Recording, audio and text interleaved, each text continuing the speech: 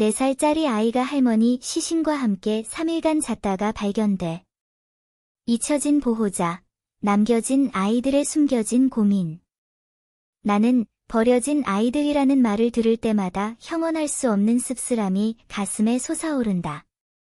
이러한 상황 뒤에는 삶의 무거운 압박 속에 있는 수많은 어른들의 무력한 선택이 있습니다.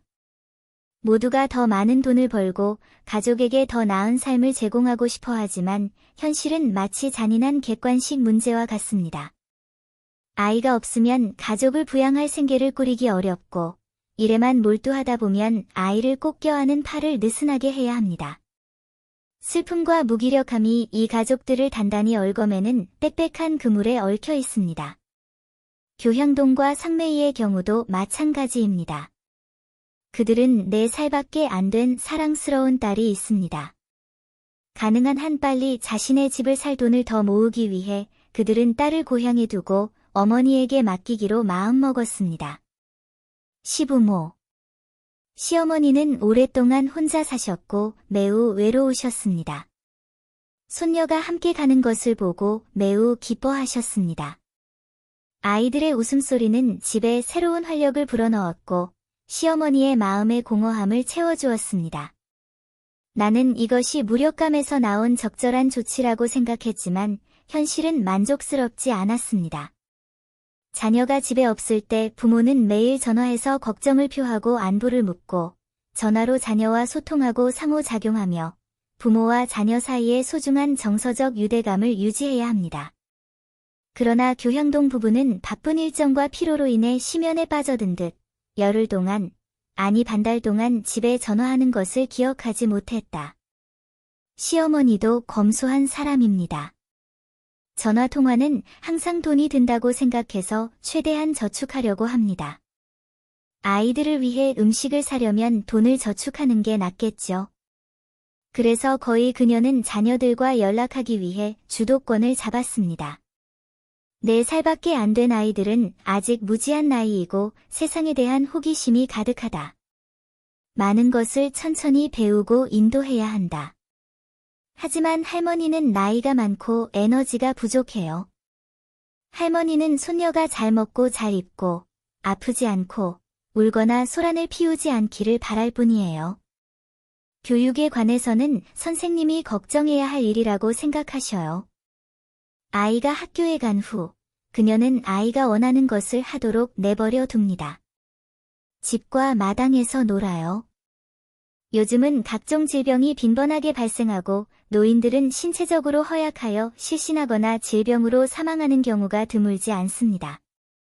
그날 시어머니는 아이들이 놀고 있는 것을 지켜보시다가 갑자기 어지러움을 느끼고 시야가 어두워졌습니다.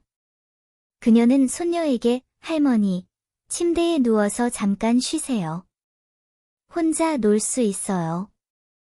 식탁에 식사, 간식, 물이 있어요. 배고프면 뭐 먹어요? 라고 말하려고 애썼다. 아이는 눈을 깜빡였다. 그녀는 순진한 눈을 하고 순종적으로 고개를 끄덕였다. 시어머니는 다시 침대에 누워 계셨고 또 의식을 잃으셨습니다. 그 아이는 어렸고 죽음이 무슨 뜻인지 이해하지 못했습니다. 그는 막연히 죽음이 우리를 다시는 볼 수 없다는 것을 의미한다고 느꼈습니다. 그녀는 잠에서 깨어난 뒤 할머니에게 평소처럼 일어나라고 불렀지만 할머니는 깨어날 수 없었습니다. 그녀는 무지해서 배고프면 혼자 먹었고 배불리 졸리면 할머니 곁으로 기어가서 잤다. 그렇게 할머니는 하루 종일 혼수 상태에 빠져 있다가 조용히 세상을 떠났습니다. 그 아이는 전혀 알지 못한 채 평소와 다름없이 생활했습니다. 그녀는 집에 있는 먹을 수 있는 모든 것을 먹어치우고도 할머니가 움직이지 않을 때까지 집에서 울기 시작했습니다. 울음소리는 오랫동안 계속되었다. 이웃이 그것을 듣고 문에 대고 소리를 질렀다. 아이는 소리를 듣고 마당으로 나왔다. 이웃이 할머니는 어디 계시니? 라고 물었습니다. 아이는 아기 목소리로 할머니가 주무시고 있어요. 라고 대답했습니다. 이웃이 다시 물었습니다. 할머니는 왜 항상 주무시는 거예요? 아이는 눈살을 찌푸리며 할머니가 주무시고 있어요. 그녀를 깨울 수 없어. 냄새가 심해. 냄새가 나고 똥을 싼 거야. 이웃이 이 말을 듣고 무언가 잘못되었다고 느꼈고 재빨리 아이를 달래어 문을 열게 했다. 아이는 할머니의 조언을 기억하고 처음에는 거절했습니다. 이웃이 오랫동안 설득한 끝에 마침내 문을 열었습니다. 문이 열리자마자 얼굴에 이상한 냄새가 났다. 이웃이 자세히 보니 노인의 얼굴에 끔찍한 시체 자국이 있었다. 이웃집 사람은 너무 두려워서 급히 도움을 요청하고 노인의 아이들에게도 알렸습니다.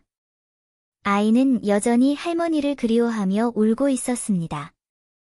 이 광경을 본 모든 사람은 3일 내내 할머니의 몸 옆에서 잠을 자야 했던 아이가 불쌍하다고 생각했습니다. 아이들은 서둘러 돌아갔다. 이웃은 너무 화가 나서 눈이 빨개졌다.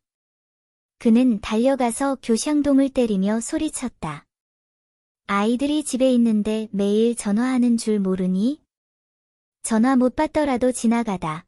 이웃에게 전화해서 오라고 해. 구경하는 게 좋잖아. 어떻게 그렇게 어린애를 시체 옆에서 3일 동안 자는 걸 참을 수 있었어?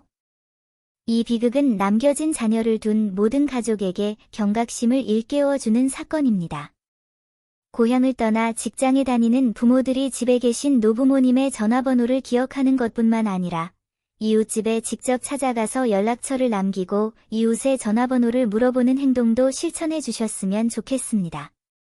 노인과 전화로 통화할 수 없는 경우 이웃에게 미리 연락하여 안부를 묻거나 집에 카메라를 설치하고 매일 시간을 내어 원격 모니터링을 켜서 집 상황을 확인하세요.